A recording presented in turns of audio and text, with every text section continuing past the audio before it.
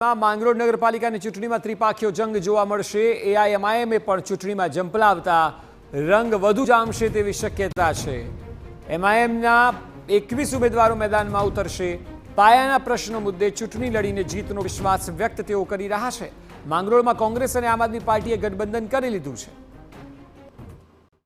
સળગતો પ્રશ્ન ઘન કચરાનો છે, ગંદકીનો છે, બીજા નંબરની અંદર અનિયમિત પાણીનો છે, ત્રીજા નંબરની અંદર રસ્તાઓનો છે, લાઇટનો છે, જે પાયાની સુવિધાઓ હોવી જોઈએ, ગટરનો છે, એ સુવિધાઓથી માંગરોળની પ્રજા વર્ષોથી વંચિત છે। એટલે માંગરોળની પ્રજા અમારી ઉપર વિશ્વાસ મૂકી અને અમને સંપૂર્ણ બહુમતી આપશે એવી અમને પૂરેપૂરી આશા છે અને અમે એ લોકોની આશા પૂરી થાય એ માટે તનતોડ મહેનત કરી અને વગર ભ્રષ્ટાચારની બોડી બનાવી અને માંગરોળમાં નગરપાલિકામાં શાસન કરીશું।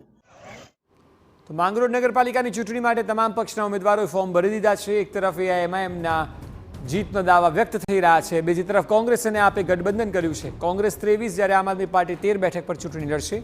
તેણે પણ જીતનો વિશ્વાસ વ્યક્ત કર્યો છે। તો ભાજપનું કહેવું છે કે તે વિકાસના નામ પર વોટ માગશે અને પ્રજા તેમની સાથે રહેશે તેવો વિશ્વાસ છે।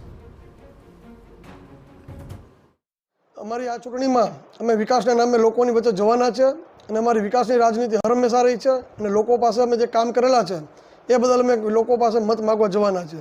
સાથોસાથ અમે આ 24 સીટ પર ભવ્ય વિજય મેળવવાના છે એવો અમને સંકલ્પ લઈએ છીએ અને એવો અમને વિશ્વાસ છે। આમ આદમી પાર્ટી અને કોંગ્રેસનું જે મજબૂત ગઠબંધન થયું છે તેના ભાગરૂપે 8 સીટ ઉપર આમ આદમી પાર્ટી મેન્ડેટો આપ્યા છે અને અધર જગ્યાએ આમ આદમી પાર્ટીના ઉમેદવારો પણ કોંગ્રેસ સાથે લડી રહ્યા છે। જીતની સંપૂર્ણ વિશ્વાસ છે।